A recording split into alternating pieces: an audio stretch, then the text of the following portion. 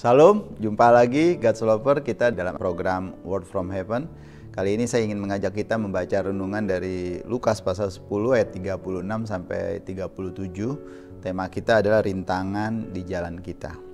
Ini cerita tentang orang Samaria yang baik hati, tapi saya akan mengajak kita membaca ayat 36. Siapakah di antara ketiga orang ini menurut pendapatmu adalah sesama manusia? Jawab orang itu, orang yang telah menunjukkan belas kasihan kepadanya. God's Lover, bahwa ini cerita tentang orang yang tidak peduli karena lebih mementingkan kegiatannya. Nah, ada cerita seorang raja. Raja ini memiliki batu yang sangat besar dan dia tempatkan di tengah jalan di kotanya. Kemudian dia bersembunyi mengamati dari kejauhan apa yang dilakukan orang terhadap batu raksasa itu. Orang yang pertama lewat adalah seorang saudagar dan abdi dalam dari kerajaan itu. Alih-alih dia memindahkan batu, malah orang ini hanya berjalan di sekitarnya, bahkan menyalahkan raja karena tidak memelihara jalannya, tapi membiarkan batu besar ada di tengah jalan itu. Akhirnya ada seorang petani dengan membawa beban karena hasil panennya yang mau dia bawa ke pasar. Ketika dia sampai di dekat batu itu, petani ini bukannya berjalan menghindar, bukannya menjauh atau bukan mengelilingi, tapi justru meletakkan beban yang dia bawa, hasil panen yang mau dibawa ke pasar, lalu dia memindahkan batu itu. Ada usaha yang dia harus lakukan karena batu ini besar sekali, batu raksasa. Tetapi ketika dia berhasil menyingkirkan batu itu, ternyata di bawah batu itu ada dompet dari raja dan penuh dengan uang. Lalu ada catatan di dalam dompet itu yang ditulis oleh raja bahwa barang siapa yang memindahkan ini akan mendapatkan isi koin emas dari dompet ini. Raja menunjukkan kepada petani tentang apa yang banyak kita lakukan di dalam kehidupan kita. Mungkin kita nggak pernah mengerti di mana setiap saat selalu ada rintangan yang selalu menghalangi kita, yang mengganggu perjalanan kita. Kita sering melakukan hal-hal yang sebenarnya tidak terlalu penting sehingga kita abai dengan lingkungan kita, dengan sekitar kita, bahkan kita nggak mau mengganti jadwal kita, mengubah rencana kita karena untuk kepedulian kita kepada orang sekitar kita atau kepada sesama kita.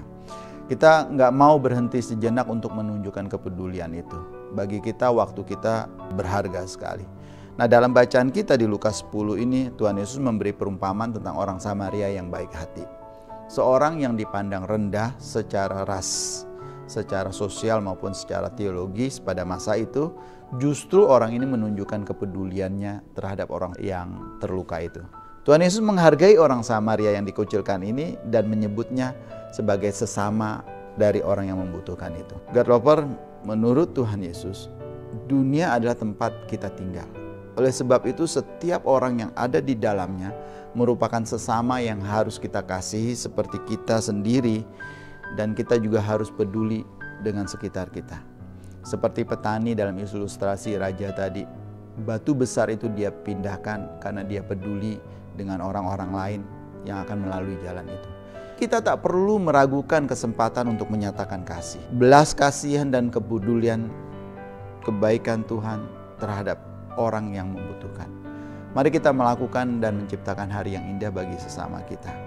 Jadwal saudara bisa diubah. Kepedulian terhadap sesama itu yang menyenangkan hati Tuhan.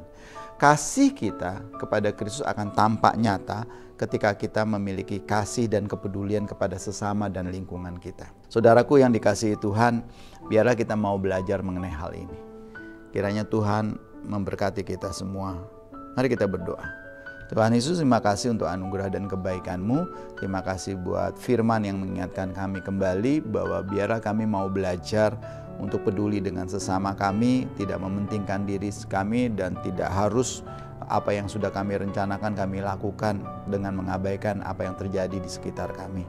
Tolong kami Tuhan agar kasih yang ada di dalam kami bisa kami bagikan kepada orang di sekitar kami. Terima kasih untuk firman-Mu. Kami bersyukur di dalam nama Tuhan kami Yesus Kristus. Amin. God Lovers, diharapkan bisa membagikan link YouTube renungan ini Word from Heaven kepada sesama kita, kepada saudara dan kerabat. Kiranya semakin banyak orang diberkati. Tuhan Yesus memberkati saudara semua. Salam.